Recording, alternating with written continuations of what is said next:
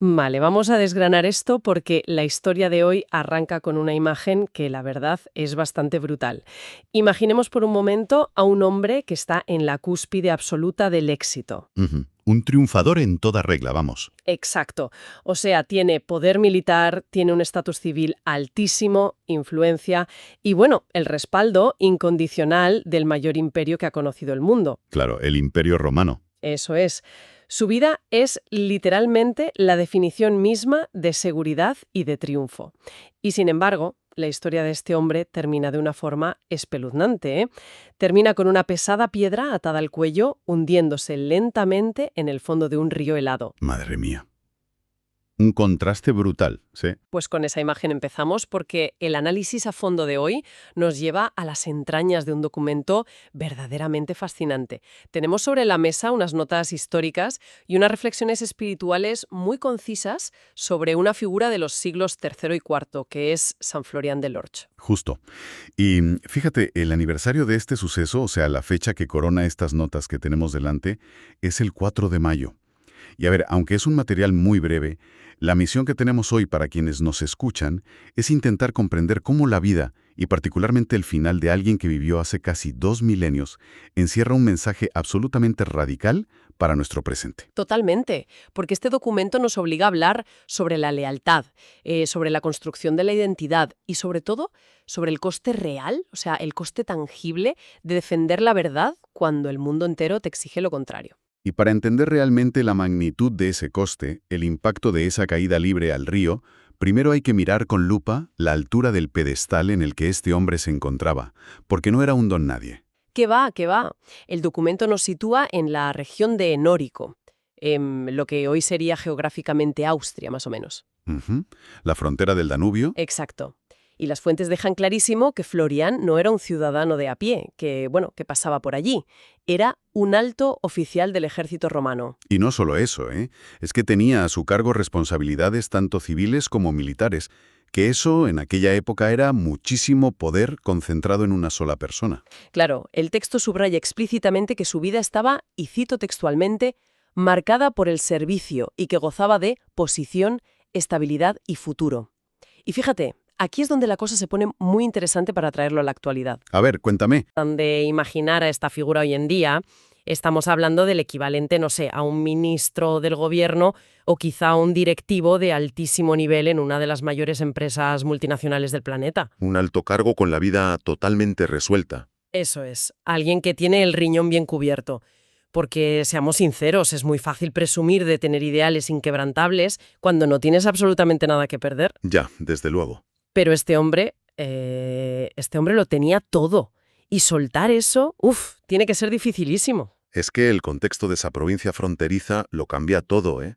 En la antigüedad clásica, ostentar a la vez poder militar y responsabilidad civil en una zona tan estratégica como Nórico, que era la barrera frente a las tribus germánicas, pues no era un simple cargo administrativo de oficina. Claro, estabas en la primera línea de defensa del mundo civilizado, por así decirlo. Totalmente.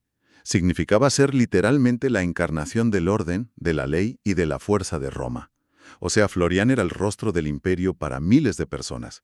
Y la maquinaria burocrática y militar romana era un sistema inmenso que premiaba esa lealtad con cosas muy reales. Estatus, respeto, dinero. Justo.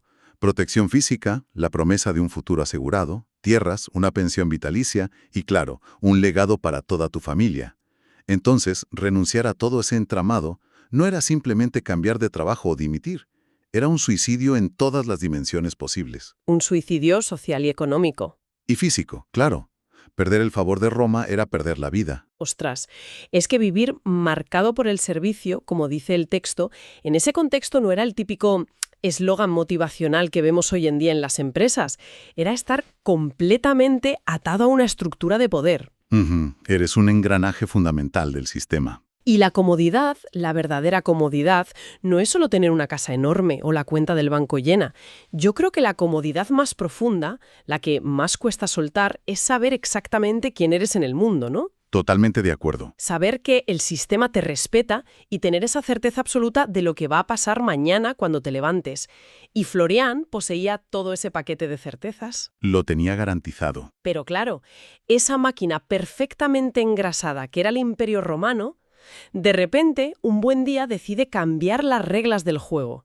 Y aquí es donde las fuentes nos introducen el punto de quiebre histórico, que son las grandes persecuciones contra los cristianos. Las de Diocleciano, concretamente. Exactamente. Y el texto es tajante sobre lo que ocurre a continuación. A Florian se le exige renegar de su fe cristiana para conservar su estatus y su vida. Una prueba de lealtad absoluta. Eso es. Y él toma una decisión que, a ojos de cualquiera, es incomprensible desde el punto de vista del cálculo de riesgos. Elige mantenerse fiel a sus creencias.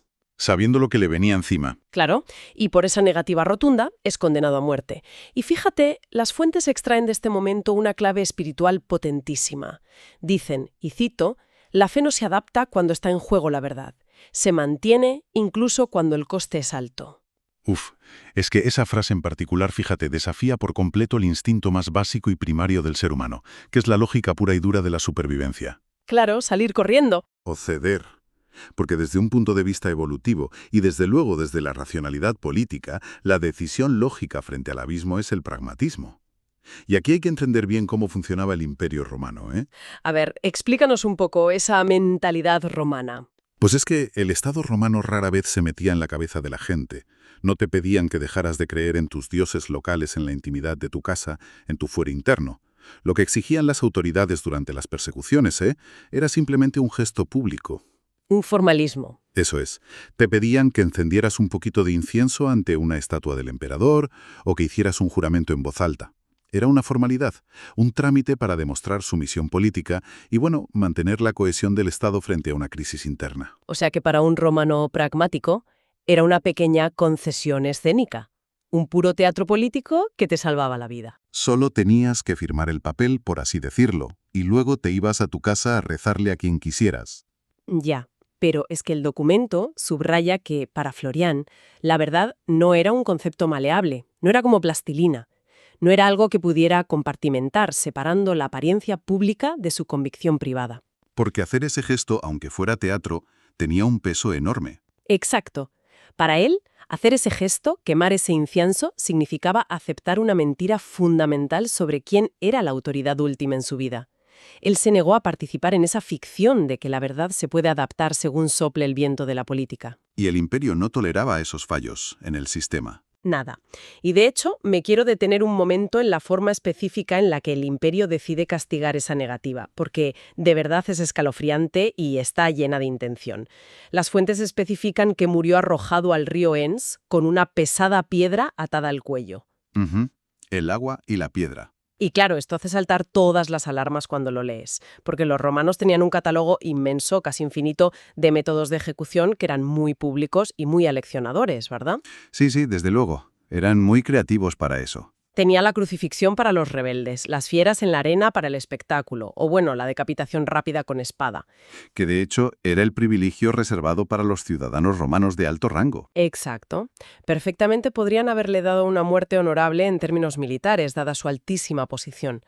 Entonces, la pregunta es obligada. ¿Qué significa realmente que decidieran usar el agua y una piedra? O sea, ¿por qué usar un método que, literalmente, busca hundir a la persona? Borrarla del mapa, hacerla desaparecer en la absoluta oscuridad del agua sin dejar un cuerpo que velar. Pues fíjate, ese detalle del método de ejecución es quizá la parte más reveladora de todo el contexto histórico que estamos manejando hoy. Porque arrojar a un condenado al agua dentro de un saco o atado a un peso enorme no era ni mucho menos un castigo genérico. Tenía un nombre, ¿no? Sí, está directamente relacionado con lo que los juristas romanos conocían como la poena culei. Era un castigo terrible, reservado originalmente para los peores criminales de toda la sociedad, concretamente los parricidas. Los que mataban a sus propios familiares. Eso es. En la mentalidad antigua, alguien que rompía el orden natural de una forma tan aberrante no solo era un criminal común, era considerado una entidad literalmente contaminada. Una impureza andante que manchaba la ciudad. ¡Ostras! Contaminada hasta el punto de no poder tocar el suelo romano. Exactamente. Esa es la clave. La lógica detrás de atar a alguien a una piedra y lanzarlo al fondo de un río o al mar era impedir por todos los medios que sus restos tocaran la tierra fértil o que vieran la luz del sol. El objetivo final era privar al individuo de una sepultura. Y sin sepultura no hay descanso ni recuerdo. Claro, en Roma negar la sepultura era intentar borrar la existencia misma de la persona. Buscaban llevar a cabo lo que se llama una damnatio memoriae, es decir, una condena de la memoria. ¡Qué barbaridad! Querían aniquilar su recuerdo. Totalmente. El imperio se vio desafiado por uno de sus propios oficiales, alguien de la casa. Así que no solo querían castigar su desobediencia militar, querían que el río engullera a Florián como si nunca en la vida hubiera respirado. Porque, claro, su postura rebelde era un fallo inaceptable en el sistema operativo romano. No podía quedar rastro de él.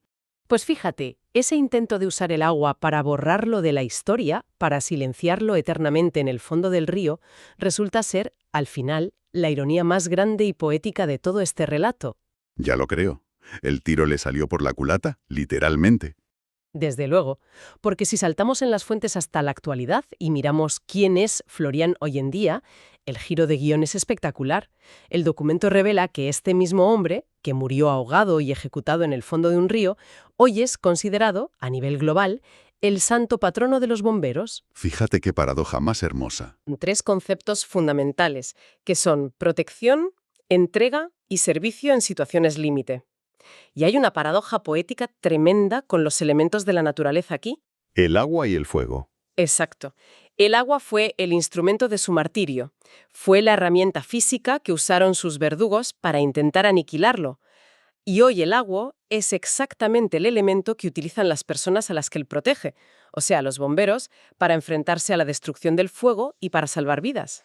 Es una transformación total del símbolo. Es como si el símbolo de su propia ejecución hubiera sido redimido por completo y transformado en una herramienta de rescate universal. Me parece alucinante. Y fíjate que el paralelismo va muchísimo más allá de la simple coincidencia anecdótica de usar agua. Si nos paramos a analizar la psicología profunda de esos tres conceptos que has mencionado, la entrega, la protección, el servicio en situaciones límite, y los aplicamos a la labor diaria de un cuerpo de bomberos moderno, la conexión tiene una profundidad tremenda. A ver, explícanos esa conexión psicológica. Pues piensa en lo que es un bombero. Un bombero es alguien que por definición profesional y por vocación, corre siempre en la dirección diametralmente opuesta a la que dicta el instinto humano de supervivencia de todo el resto de la multitud. Es verdad. Cuando ocurre un desastre, Cuando todos huyen despavoridos de un edificio que está envuelto en llamas, ellos son los que entran. van directos hacia el peligro, claro. Van hacia el peligro mortal, a ciegas casi.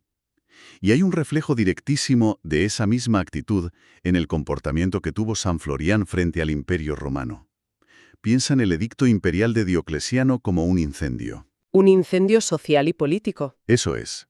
Cuando ese edicto instauró el fuego de la persecución a gran escala, la reacción natural de la mayoría ante esa situación límite los empujaba a huir despavoridos hacia la comodidad de la sumisión o, bueno, hacia esa mentira táctica del incienso que hablábamos antes. A salvar su propia vida. Claro, pero Florián no corrió en dirección contraria al fuego de la persecución. Florián corrió directamente hacia él. Se presentó voluntariamente, se mantuvo completamente firme y asumió todas las consecuencias de frente. Y la entrega de un bombero, igual que la de él, no es una simple declaración teórica de intenciones en una pizarra. Exige acción real. Requiere poner tu propio cuerpo físico en la línea de fuego. Florián hizo exactamente eso ante toda la maquinaria aplastante del Estado romano. Es que, claro, no estamos hablando de hacer un voluntariado cómodo de fin de semana. Es un servicio donde tu propia vida, tu propia carne, es la moneda de cambio. Y toda esta reflexión sobre la supervivencia, el fuego y el sacrificio nos obliga inevitablemente a dar un salto gigante en el tiempo. Hacia el presente. Eso es. Porque el material que estamos analizando hoy no se queda para nada atascado en una simple lección de historia antigua sobre romanos y mártires. Las fuentes hacen una actualización brutal del mensaje de San Florián para nuestro presente. Y la verdad es una actualización que incomoda bastante. Incomoda porque nos apela directamente, claro. Exactamente. El texto traslada el foco de la época imperial y enumera 3 peligros clarísimos, muy cotidianos que enfrentamos hoy en día en la actualidad. Y cito. Dice que el peligro hoy es ceder por comodidad, adaptarse por miedo y callar por evitar el conflicto. 3 cosas que hacemos casi sin darnos cuenta todos los días. A diario. Y todo esto culmina en una pregunta central, muy incisiva, que lanza el documento y que me parece buenísima. Dice, ¿hasta dónde llega la fidelidad de cada uno? Fíjate, hemos viajado desde la imponente corte imperial en Nórico en el siglo III hasta nuestras propias oficinas de trabajo, nuestros grupos de mensajería del móvil y nuestras salas de estar. Es que ese traslado a lo contemporáneo evidencia una transición clarísima desde lo que era una amenaza puramente física hacia una presión social y psicológica que hoy es abrumadora. En la época de las persecuciones romanas, que describen las fuentes, el enemigo era muy nítido, ¿eh? Tenía cara y ojos. Tenía rostro, llevaba uniforme y portaba una espada real. El coste de mantenerse firme allí era perder la cabeza o, como hemos visto, terminar en el fondo de un río helado. Pero en la sociedad contemporánea occidental en la que vivimos, el peligro es infinitamente más insidioso precisamente por su extrema sutileza. Claro, no te van a ejecutar físicamente. Exacto. Al carecer de esa brutalidad pública y mortal del imperio, las pequeñas traiciones diarias a nuestros propios principios morales se vuelven muchísimo más fáciles de justificar. Son traiciones completamente invisibles, casi de guante blanco. Totalmente invisibles. O sea, piensa en situaciones cotidianas. Callar una opinión válida en una reunión de trabajo simplemente para no incomodar a la jerarquía de la empresa. O en una cena con amigos. Eso es. Reírle una gracia o un chiste a alguien que en el fondo consideramos profundamente ofensivo, pero lo hacemos simplemente para no romper la armonía artificial del grupo. O aceptar prácticas laborales un poco dudosas con la famosa excusa de que, bueno, es lo que hay, todo el mundo lo hace. La excusa universal. Esa erosión constante, progresiva y sobre todo silenciosa de la integridad personal de cada uno es lo que el documento identifica claramente como la verdadera prueba, el gran martirio de nuestro tiempo moderno. Ya, pero a ver, déjame hacer de abogada del diablo por un momento. Frente a lo que dicen estas fuentes. Venga, dispara. Pero que muy resbaladiza. El texto habla de ceder por comodidad o de adaptarse por miedo y lo enmarca como una claudicación moral, ¿no? Como algo intrínsecamente negativo. Pero si miramos a nuestro alrededor hoy en día, el paradigma es exactamente lo opuesto. A ver, ¿a qué te refieres? Pues a que la sociedad actual, el mercado laboral, toda la dinámica de las redes sociales, absolutamente todo nos entrena y nos premia explícitamente por ser flexibles. Nos exigen ser líquidos, adaptarnos al cambio constantemente. La famosa resiliencia mal entendida, sí. Exacto. De alguna manera un poco retorcida, yo me atrevería a decir que enfrentarse a la presión social moderna es una prueba de fuego muchísimo más confusa de navegar que un ultimátum físico de un romano. Piénsalo. Si un emperador te pone una espada en el cuello y te dice, niega esto o te ejecuto, pues a ver, la situación es terrorífica, ¿de acuerdo? Es traumática, sí. Pero al menos las reglas del juego están claras. Sabes a qué te enfrentas. ¿Es blanco o negro? En cambio, en el día a día corporativo y social moderno, la línea divisoria entre me adapto porque soy una persona pragmática e inteligente y que sabe jugar en equipo y me adapto por pura y simple cobardía moral es tan fina que a veces, honestamente, ni la vemos. ¿No crees que es mucho más complejo mantener tu identidad cuando no hay una amenaza explícita de muerte, sino solo la promesa silenciosa de que si no cedes no vas a encajar? Fíjate, acabas de dar en el clavo absoluto. Esa es la gran trampa de la modernidad, y yo creo que es el desafío intelectual más fuerte que nos plantea el documento de hoy. La ambigüedad constante en la que vivimos. Es que agota vivir así. Agota y confunde. Es cierto lo que dices, la línea entre la prudencia estratégica y la cobardía es borrosísima hoy en día. Y nuestra sociedad recompensa enormemente al camaleón social, al que se adapta al color del fondo. Al que no da problemas. Exacto. Pero aquí es precisamente donde la figura histórica de Florian ofrece un contrapeso estructural que es definitivo. A ver, el texto no está argumentando en ningún momento que no debamos ser adaptables en los métodos de trabajo o que no seamos flexibles en la simple convivencia diaria con nuestros vecinos. No te pide que seas un ermitaño testarudo, claro. Eso es. Lo que subraya de forma tajante es esa frase de que la fe no se adapta cuando está en juego la verdad. Lo que sugiere es que debajo de todas esas múltiples capas de adaptabilidad funcional y de buen rollo social, tiene que existir un núcleo duro. Una base sólida. Un límite absoluto e inamovible, donde el pragmatismo termina y empieza la identidad innegociable de la persona. Si no tienes ese núcleo, estás perdido. Un pilar central que no se mueve, pase lo que pase y caiga quien caiga. Totalmente.